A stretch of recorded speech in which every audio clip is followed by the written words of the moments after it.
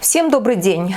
Недавно в городе Спутники Чернобыльской атомной станции Славутичи состоялось мероприятие, в ходе которого обсуждали нашумевший сериал «Чернобыль». Мне удалось заснять для вас некоторые эпизоды этой встречи, и поэтому сегодня я вам покажу, что думают по поводу этого сериала сами работники Чернобыльской атомной станции, ликвидаторы последствий аварии на ней и очевидцы этой трагедии. Фильм целый.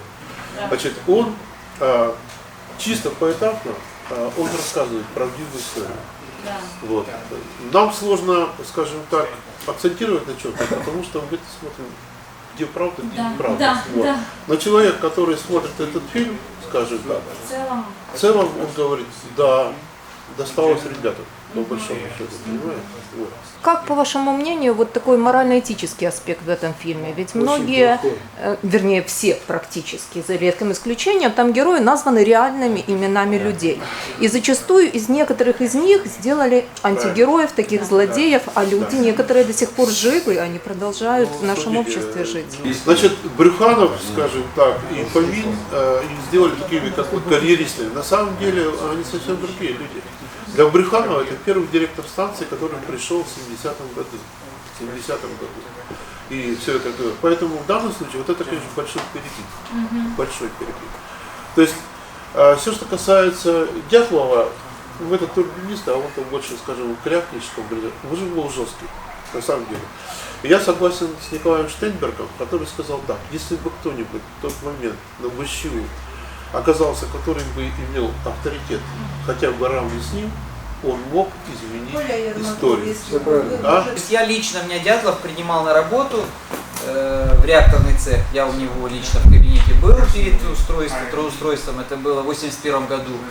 И я знал, что это очень суровый такой человек, который был, его правильно переубедить, его очень тяжело было, потому что он чувствовал себя специалист, но это и привело к разделу.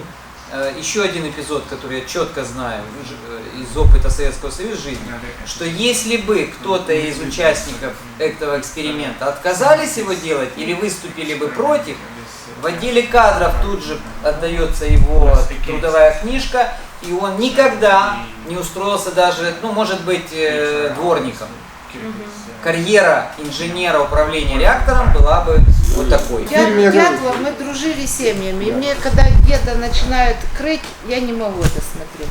Ну, расскажите, какой он был. Не уходите, Он расскажите, был какой он самый был классный, он был строгий. Он мог вот так вот взять, стоять и покрыть матом, но только за дело. Но когда на оперативке на БЩУ, он нам говорил: девочки, выходите. Или вот так делал. И мы выходили, потому что там был нормальный мужской разговор. И была дисциплина. Вот это точно. Все его уважали, боялись, потому что мы могли опоздать, еще чего-то. А уважали, потому что было за что. Он был нормальный, классный мужик, специалист. Вот и все. Профессионал, да? Профессионал с большущей буквы. А теперь мы переходим, если художественный, почему имена реальные? Я не знаю, почему они так поступили неэтично по отношению к родным и близким. Они просто проигнорировали, что есть жены, сыновья. И им показывают, что их отец и муж был вот таким вот. Это кто был таким вот? Жестоким. Кто аварию сделал по фильму? Дятлов. Вот. Больше никто. Он один виноват. Значит, Причем название сигарет они изменили, они побоялись реально показать. Марку сигареты не изменили, мелочь, да? Не столичная, а сочинская. Потому что будут судебные процессы. Главного председательствующего на суде, члена Верховного суда, они тоже фамилию поменяли. А почему? Да потому что он юрист, он их, значит, за это дело. Потому что он живой. Понимаете?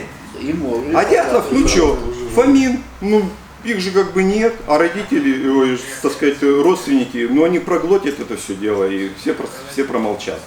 Мне бы, допустим, было обидно, как сыну увидеть, что моего отца вот так показывают, нелицеприятно, когда я знаю, что на самом деле он совсем другой. Поэтому, если вы снимаете художественный фильм, нет вопросов, основанный на реальных событиях, нет вопросов. Хотите поменять историю, представить ее своими глазами, нет вопросов. Меняйте имена. Поменяйте имена. Доверия мало фильм будет. А так Вот ключевое подходим. Чтобы заработать бабло, нужно сделать достоверно. И, вернее, как бы достоверно, придать достоверности в фильму. Поэтому будут рейтинги, будут показы. А то, что там неправда, да ну и хрен с ним. Да, там такие есть куски, с которыми я не согласен, скажем так. Те же пожарников, на самом деле, пожарники приехали, вот мы же их видели, то есть их никто не вызывал, просто они вышли покурить, и блок развалился. Они прыгнули в машину и побежали. Причем побежали не с ряда, вот как показывают, где развал был, а приехали они со стороны турбинного зала, по ряду А. И подключились сухотрубы, то есть сухотрубы – дренчерная система, которая позволяет, скажем так, подавать воду через сухотрубы на крышу вокзала. А вот я многим туристам рассказываю эту историю и говорю, что сделали пожарные. Первое. 800 метров турбинный зал. Под каждый турбинным залом 8 турбин. В каждой турбине 400 кубов водорода. В каждой турбине 80 тонн масла. Если бы эта крыша загорелась и рухнула, был бы колоссальный, не знаю, что это было бы, но потеряли бы собственные нужды, скажем так, и так далее. Первый, второй, третий реактор запросто можно рассматривать, что мог остаться, скажем, без системы охлаждения и всего остального. Вот тогда бы пол-Европы не было точно. По причинам аварии, если говорить, то те причины аварии, которые названы в сериале, то что там вещается Легасов на суде, это с карточками, они ничего общего с причинами аварии не имеют. То, что написано в официальной версии МАГАТЭ в Ленсаге, то есть и про подъем мощности вообще ни слова не говорится, в Ленсаге это не было нарушением, и никаких указаний, естественно, Дятлов по подъему мощности не давал, потому что это не являлось нарушением, не было причины. Но это ладно, это дело такое. Дело в том, что я сначала, когда начал смотреть, я не мог понять, что это мне напоминает, потом дошло. Это на 80% книга Григория Устиновича Медведева «Чернобыльская тетрадь» выпуска 89 года. Со всеми фамилиями, которые там указаны, с последовательностью действий. Все, что там написано. То есть вот этот сериал, он идеально снят по этой книге. К действительности он имеет отношение в ровно той же степени, какой в действительности имеет эта книга. То есть какие ляпы и намеренную ложь писал в книге Медведев по заказу, явно по заказу, чтобы очернить Дятлова, чтобы очернить персонал ЧС. То есть это в 1989 году писалось с одной единственной целью. Все это в сериале показано. Ну и вообще, то есть общая, как его сказать, злая пародия на Советский Союз. Гротеск, преувеличен. Реальности, конечно, там. Есть, понятно, все это есть, но в преувеличенной форме. Сами краски фильма, псевдодокументалистика. И он действительно заявлен не как художественный фильм, так же, как и книга заявлена как не художественное произведение, а документальное произведение с реальными фамилиями, с реальными, якобы реальными последовательностью действий и так далее. То есть причина аварии там ложно названа. Во многом хронология не такая, какая была в действительности. А как вы считаете действия персонала? Правильно отображено? Нет, конечно нет. Вот меня просто поразило, бросили товарища где-то в коридоре, Нет, да, и побежали. и этого не было. Не понимаю, но это показано в фильме. Сваливали друг на друга вину, это ты взорвал, это ты, то есть Не, и вся обстановка на Блочном, я как блочник говорю, это нереально. Такого не было никогда и не было ни в мое время, ни тогда раньше. А какова целевая аудитория снятого сериала? То есть для кого они снимали этот сериал? У любого фильма, у любого продукта есть целевая аудитория, то есть для кого-то они делаются. Для молодежи показать, какой доход был все целое. Вот. То есть, вот где-то я с вами согласен. То есть они сняли, на моем понимании, для западных зрителей, которые понятия вообще не имеют, что такое Советский Союз. У него свои стереотипы о том режиме, который был. Я забегая вперед скажу, что я не ностальгирую по тому режиму. Это на самом деле был коммунистический режим. Там были хорошие и плохие, естественно, стороны. Но у западного зрителя свой стереотип. Водка, балалайка, медведь. балалайка медведя нет, водка с первого кадра. В лагере партизан военнослужащих разгружают ящиками водку. Ну я такого не видел. Да не было такого. Сухой закон. Да, там, конечно, были элементы, когда за самогонку в деревню бегали там солдаты, да, пили. Но по фильму получается, что ликвидировали под дулами автоматов из страха и пьяные. Постоянно. Главный приз.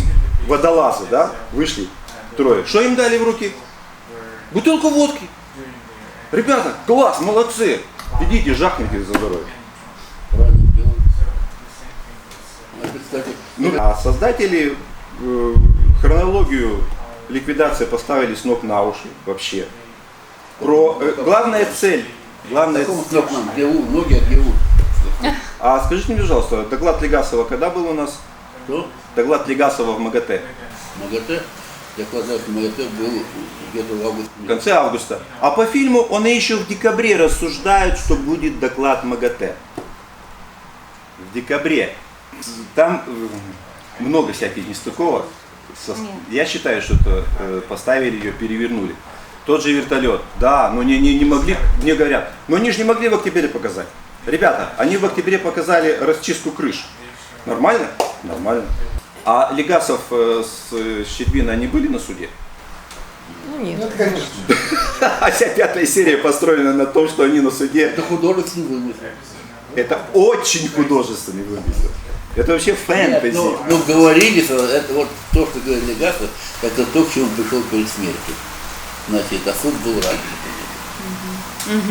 А вот по позиции Щербины, хорошо его знает, достаточно хорошо, Да. значит, здесь он несколько выглядит, я сказал так, идеализирован. Он был более жесткий и грубый руководитель. В то время по-другому нельзя было. Понятно, что Щербина и Легасов это только одна ниточка из той компании, которая управляла процессом ликвидации последствий аварии. Потому что я так думаю, что если не было Советского Союза, то самостоятельно Украина, не дай бог, просто бы с этим как бы не справилась то, что сделал Советский Союз. Второе. Значит, для жителей города Припяти чисто социальные вопросы, что все получили жилье, все получили компенсацию, скажем так, и многое-многое как бы другое. Поэтому в данном случае социалистическая система Советского Союза сработала в том виде, в котором как бы есть. Есть ляпнуть в другом, что, например, там, когда показывают ребята, которые искали там того же Кудрявцева, Перевозченко и так далее, что они там, кровь там и так далее. На самом деле, как бы в первые моменты никто не был таким красным и так далее. Да, был такой, знаете, радиационный загар, который. Вот. Но это уже происходило в 6-й больнице, потому что это проявляется там, через 4, 5, там, 6. Потому что те люди, которые попали в больницу, скажем так,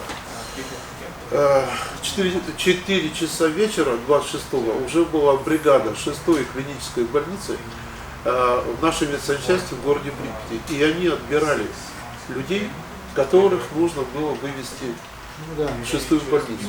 Таких было 134 человека, это было 2 борта Ту-134, которых потом выбросили из салона этих бортов. Вот. Они сделали, скажем, в фильме немножко это по-другому показывается, не так немножко. Но на самом деле система, которая была еще 49-го для 6-й клинической больницы, она сработала. То есть людей отсортировали, сказали кто-то, кто-то, кто-то.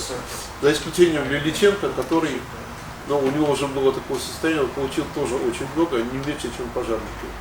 Вот, он уже умирал здесь, в Украине, не помню, 27-я больница или какая-то. 25-я, да, которая была. Вот. В целом, да, знаете, это такой виток таких воспоминаний. Я, например, смотрел сразу 4 серии, вот, лежа, скажем так, на диване и включил этот самый. Я это ночью спал, у меня в голове вот так, знаете, все эти события, как будто они произошли вчера. Потому что нам было 32 года, было 2 детей. И все. И начинать нужно было жить сначала. Нет, я согласен. Еще вот по советской системе, тоталитарной, такой жестокой, показывают шахтеров, которые там заходят, нехрен делать, там пачку сигарет у него, а он себе как, я не знаю, там гопник себе в карман, он хозяин положения. Но при этом он все равно соглашается, идет, делает то, что его просят. А у меня вопрос, а кто его воспитал таким? Государство. В какую школу он ходил? Точнее сказать, общество. Его воспитал таким. В какую школу он ходил? Чья идеология? Кто его сделал таким человеком, которому объяснили? И он, и я. Вот. Но по фильму-то не так. Как не так? Под фильмом под дулами автоматов его гонят выполнять свой долг. Шахтеров там автоматов. Как это не было? Министр приехал в сопровождении автоматчиков. Министр приехал с автоматчиком. А вы можете себе представить, что в Советском Союзе министр приехал в какую-то Тулу, да? На шахту. Так они пошли почему? Потому что они советские люди. И они пошли не под дулами автоматов, не из страха, что их там куда-то загонят или угонят. Они пошли потому, что они советские люди, они пошли помогать и спасать точно таких же советских людей. Это главное, это показывает. И вот эта советская система, та самая советская система, которая в фильме насчет автоматов гнобится. Преувеличено, потому что на суде не было автоматов. А насчет раздевания не преувеличено? Шахтеров? Шахтеров. Это Это нормальное художественное. Работали А что, уже до пояса? Да, до пояса, ну извините, не в таком же виде. Извините меня, они там яйцами светят. Значит, они были хлопцы дома. Но это подчеркнуть их героизм. Кстати, довольно сильно. Единицы тех, кто знает и воспринимает, кто был свидетелями, кто изучил эту историю. Но в процентном соотношении с тех, кто смотрел этот фильм, мы, тоненькая прослоечка. Мы критически на него смотрим и можем оценить, что правда, что неправда, что и оценить. Я к тому, что все остальные воспринимают фильм Все исторические фильмы таковые. Посмотрели, захавали это все, впечатлились и пошли дальше. В заключение я хочу вам рассказать про одно высказывание, которое произошло уже в самом конце этой встречи и которое мне, к сожалению, не удалось заснять. Дело в том, что на этом мероприятии присутствовал голландский журналист, который давно изучает тему СССР. Ему интересно было все, что говорят люди, и когда ему уже в самом конце дали слово, он недоумевал. Говорит, когда он сам смотрел этот сериал, то потом в течение нескольких ночей не мог спать спокойно. Его настолько впечатлило все увиденное. И тут, в этом зале, получается, люди сидят, спокойно обсуждают очень страшные вещи, очевидцами которых они были, и при этом зачастую даже улыбаются. И вот этот журналист сказал такую фразу, говорит, либо вы знаете то, чего не знаю я, либо вы очень сильные люди. Понимаете, я по роду своей деятельности очень часто общаюсь с ликвидаторами аварии на ЧАЭС, с очевидцами этой трагедии. И понятное дело, что это однозначно очень сильные люди, которые смогли все это пережить, и однозначно они знают больше, чем мы все с вами. И поэтому, конечно же, на этот сериал они смотрят, скажем, в любом случае критически. Но при этом в ходе вот этой вот дискуссии, которая состоялась в Славутиче, однозначно все пришли к выводу, что как произведение, как фильм, вот этот сериал сделан просто потрясающе. Это очень эмоциональная, насыщенная, качественная драма, которая позволяет всему миру вспомнить о проблемах Чернобыля, проблемах эксплуатации подобных объектов и вообще о проблемах экологии. Но главная претензия у всех ликвидаторов последствий аварии, у очевидцев в том, что главные герои этого сериала названы именами реальных людей. Согласитесь, это в любом случае неэтично. Так же, как неэтично делать кого-то из них явными антигероями. Я понимаю, что в каждом художественном произведении должен быть герой и антигерой. Но делать им реального человека, который зачастую еще жив, или его живы потомки, дети, и как ему сейчас после вот этого всего... честно говоря, вот этот вопрос должен был рассматриваться очень трепетно создателями сериала. И, наверное, поэтому некоторые чернобыльцы, я об этом читала на форумах, где обсуждался сериал, планируют подавать в суд на компанию HBO за нанесенный моральный ущерб. Так что вот такие дела. А на сегодня я с вами прощаюсь. До новых встреч. Всем пока.